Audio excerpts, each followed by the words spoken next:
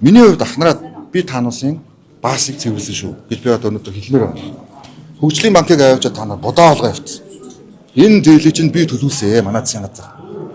Усаа дефолт олгоо явуулсан байсан тэр нөгөө олон хаадын нэртэй бүх зээлийг чинь манай засгийн газар төлөө зээлж зэрэглэж чинь 12 жилийн дараа би нэмэгтэр аваачсан шүү. Би юу ч ярихгүй байхад өөрөөсөө ингээ яриад байгаа бол би бас энийг ярьж байна.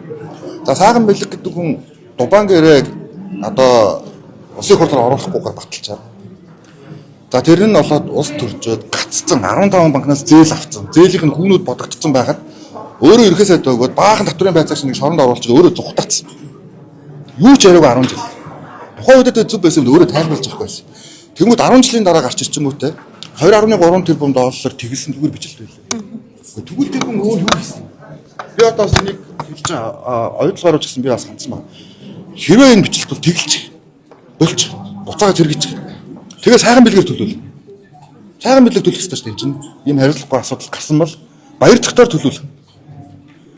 Тэгээ баахан ийм Монгол улсын одоо гол ордуудыг аваачиж одоо тий дудаа олгочоод тэгээ тэрийг нь засгалаар юундаа гоншгоноод байгаа юм. Хиний мөнгөөр Америкт 10 жил амьдраад байгаа. Тэгээ тэрийг юунд нэг тийм бахархсан асуудал болгож яриад байгаа юм. Хамаг зүйл тий ингээд юу яаж хөндрүүлж хийчаад одоо саяны энэ асуудал ч гэсэн би одоо тэр Гамбат гүшүүн шүү дээ хэллээ. Би төвчээртэй сонсож байгаа. За тэрийг тэг хийж болно те. Гэхдээ юу вэ гэхээр энэ үнийг анх тогтоосон элбэг дөрж гэдэг хүн ерөнхийлөгч байхдаа гарын үсэг зурцсан. Одоо энэ нэг боди асуудал гэдэг байгаа ч одоо мухар төмөр зам. Мухар төмөр замыг холбоод энэ олон төмөр замынхын маргааныг хоёр улсын засгийн газрын хооронд эцлээд өглөр юундаа уурлаад байна. Тэгвэл тэгээд болиулаад өөрсдөө төлөх хэрэгтэй байхгүй.